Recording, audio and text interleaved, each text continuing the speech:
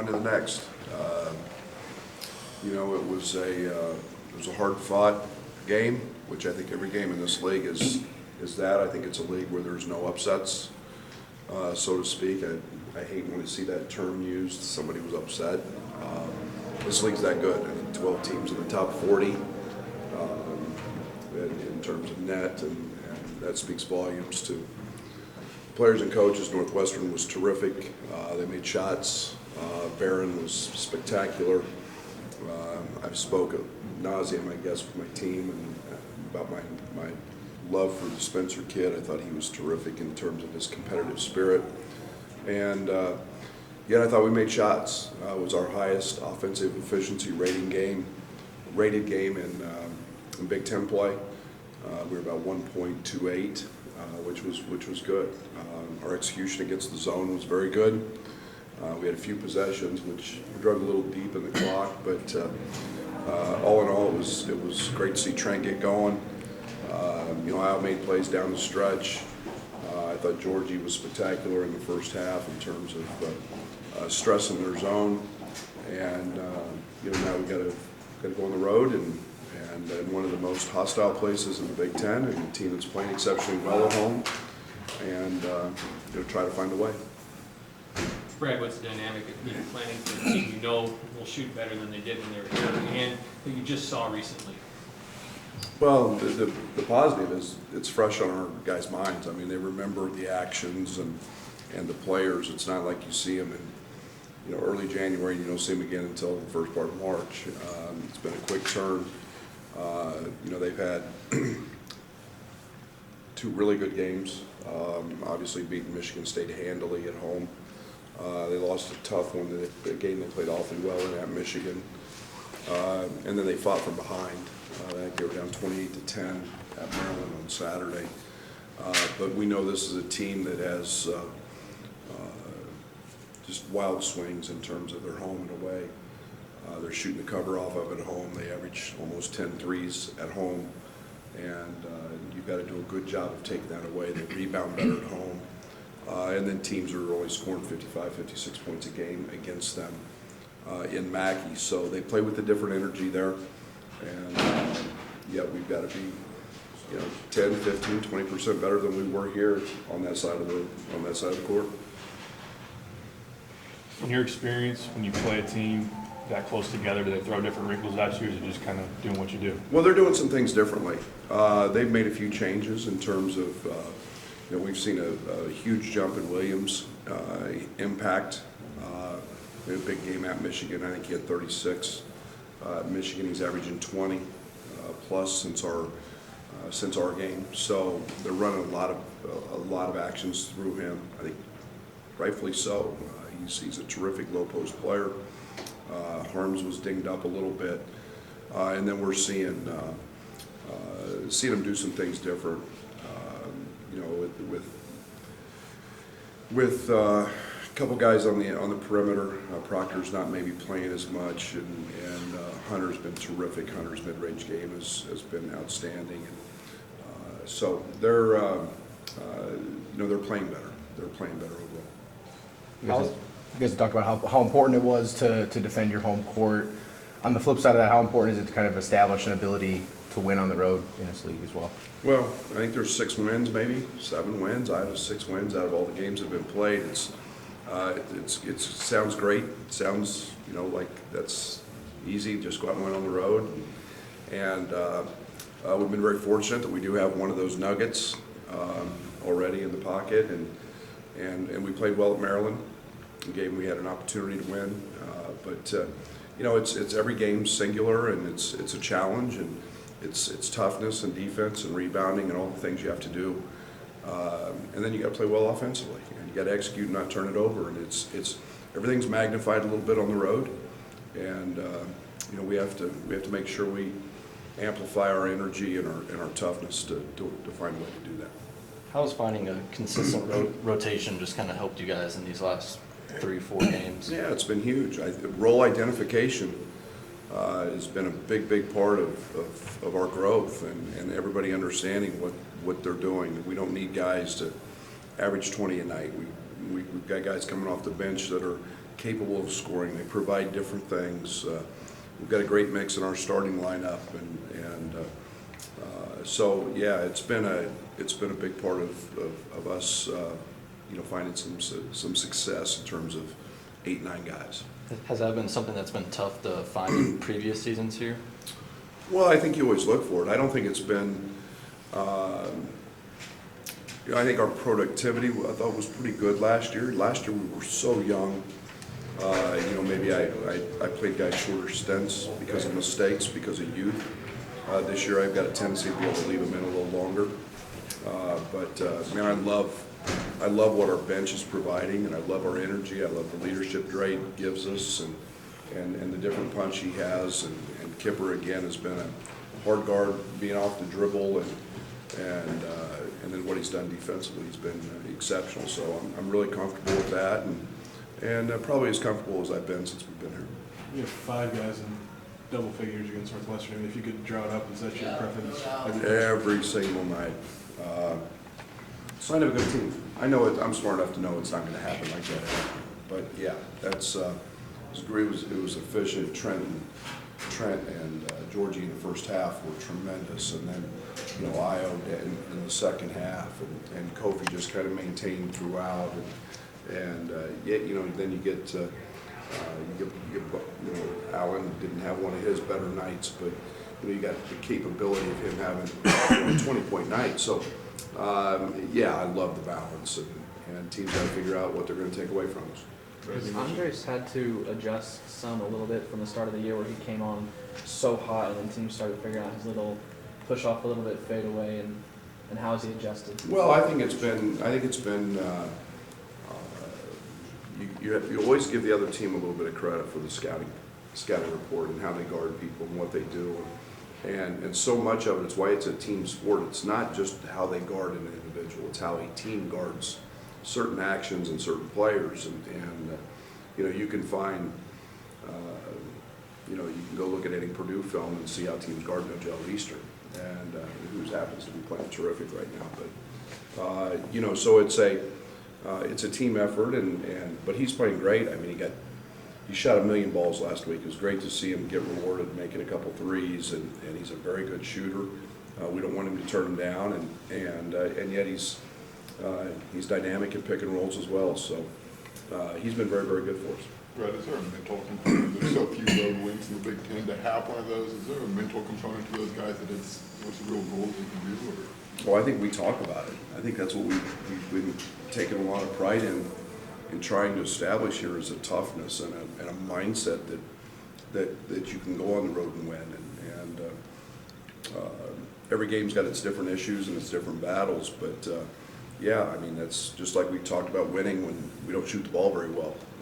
It's that same toughness and grit you got to find when you're on the road, and the physicality and the not turning it over. That's all a mindset, and you got to be mentally tough to do those things. Is the toughest part of Mackey that noise? Well, the opponent's pretty good too, Well, and the guy standing on the sidelines is not a bad coach. Touche. But yeah, I think it's it's loud. It's probably the loudest arena in this league, and one of probably the 4 or 5 best I've been a part of as a coach in my many years, and that makes it fun. It's a great environment, and I can't imagine that tomorrow night will be any different. He was born essentially out of emergency foul trouble, but is there something you like out of that 4-guard lineup around Kofi and Georgie, at least during stretches and games? Yeah, last game was more about matchups, and more about trying to exploit what they were doing. They have Northwestern has a very difficult time going small because they're not small, and so we ran a couple actions to get guys going on the perimeter and get some movement, but it was more a counter to them than it was any other reason. But yeah, we like it at times. We know we can play it, and especially when you've got Kofi back there, being able to rebound it and protect the rim. You and Tyler on speaking terms after practicing the Chiefs game? Well, I was going to start with Andy Reid's "Go Chiefs" mantra, but he was a little ticked yesterday. So he and I had a very tense practice. He spent most of the day running, And his mental focus wasn't up to speed, as he was more worried about whether Tyreek Hill was going to catch a touchdown pass. And I did tell any manager that if they told him to score during practice, he would be fired. They'd be fired immediately. So, but no, it's Tyler's. He sprinted out of the building and was at his apartment and was calling me, screaming when they finally won. We won the Super Bowl. So yeah, and I got to admit, I'm a diehard Chiefs fan, so I'm pretty excited for it myself. Right, is there something that Matt Painter has done at Purdue that, has kind of led to that reputation of Mackey being so tough over the years? Yeah, he's won. I mean, he's found a culture that is, and I say this, and I have, you almost want to copy it, and again, it goes back to Gene Cady, and Matt was a part of that, and that culture is so ingrained there, and it's the toughness, and it's the excitement with which they've created, and when you win, you build that kind of success and that kind of following, and Matt's done it with very talented players who are exciting, and his last 3 years have been really 4 years probably exciting as heck, and he's done that, and that following is well deserved. But you mentioned Williams, he played better since you guys played. What have you seen on film out of him that's allowed him to take that big step? Well, he's added another move, and they're going to him. The one thing I respect about him is he's an elite passer. And so it's not just him looking to score, it's him sharing and passing. They get a lot of cuts to the rim off of that. They get a lot of spot ups off that. He's got a scoring mentality. He's one of the leading rebounders, if not the leading rebounder in the league, especially on the offensive end. He knows how to score. And he knows that he can go to the glass, get offensive rebounds. If he can't score, he finds Sasha for a three off an offensive rebound. He keeps growing his arsenal on the block, he's just playing with a lot of confidence, and he's hitting step backs, and it's a kid that's his development is literally changing every day. You mentioned the role recognition, just to have that team-wide, has that helped maybe find this dynamic where Io and Trent seem to be operating together maybe the best they have? Yeah, it's chemistry. When everybody understands their roles and tries to be great at it, no matter what their role is, just be great at your job, and then chemistry develops, and a willingness to elevate your teammate, and all of those things happen kind of organically when you identify what your role is, and teams play to that. And it's Io and Trent's maybe as good of an example. Georgie and Kofi, the tandem, all of them mixed. We're starting to play better. The lobs we threw to Kofi, we weren't making earlier. The throwbacks, we call them shakes in basketball. Those opportunities. That's all out of knowing where people are going to be, and you can almost just throw them blindly and know that your teammate's going to be there, and that's comfortable, and it all comes from role identification. I know Travion Williams didn't really get in the flow much when they played here earlier in the month, but since then he's had a couple of good games. With him and Harms, what kind of problems does that pose down for your bigs like Char? Yeah, one's 7'3" and really athletic, and the other one's 280 pounds and can really score. And Harms has the ability, especially at home. He's stretched the defense with his three-point shooting. They play high-low a lot. They can go very big when they put Nogel at the point. And then Hunter's playing well. So this is a team that, with that size, can match anybody in the country physically. And then Harms is he's got just extraordinary length. He helps protect the rim and makes it very difficult to score around the basket. After the Missouri game, Conzo mentioned that it felt like his team just had a better feel for how to defend Trent when he was off the ball, maybe not bringing it up the court. Just 'cause, do you see a difference maybe when, even if he just initiates the offense and brings it up in terms of Yeah, there's an unbelievable push that he has and thrust, because of his speed when he's got the ball. Teams guard him different in ball screens than they guard Dre and Io in a lot of cases. And, teams fear Trent stopping behind it, shooting it, and then now his comfort, 6 games in a row without a turnover.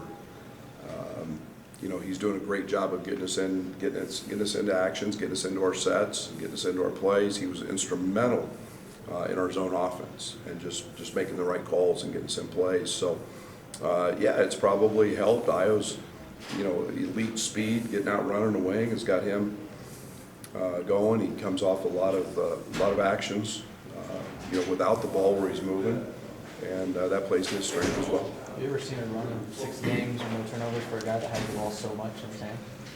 Goes back a long way. I had the little point guard at SFA, who I think was second in the country in assist to turnover ratio, but I don't know if he won 6 games. I'd have to go back and look, but he's when he starts making shots like he did the other day and feels good about that, that adds another dimension. But his leadership and it's his ship and he's running it, and it's pretty comforting as a coach to know that you've got that guy up there. And I think we had 8 turnovers yesterday or Saturday, and a lot of that comes from him. Right, it seemed like Northwestern kind of too, and some of their defensive approach to neutralizing coaching inside a little bit. What did you think about the way that they played him, and how might you adapt to that in the future if he's that way again? I thought we threw him 4 lobs that he didn't finish, and we missed him about 8 times on angle post-ups that he should have had 30. And that's what we showed in film. I thought we didn't do a great job of getting him the ball. I also thought it was a game that, when you zone somebody, you usually have a tendency to want to take that part of it away. And then we made shots. We made threes. We didn't go to him as much. And instead, we got Georgie in areas where Georgie was very successful in those baseline jump shots in that high post area. And so, the balance shifted a little bit. It wasn't as much what they did as what the action called for us to handle at that moment. No walking boot for Ben. Any update on his status? Yeah, he's continuing to improve. He's out of that, but still won't suit. We're at the discretion of the physicians there, and then we'll continue to monitor as we move forward. Thank you. Thanks, Coach.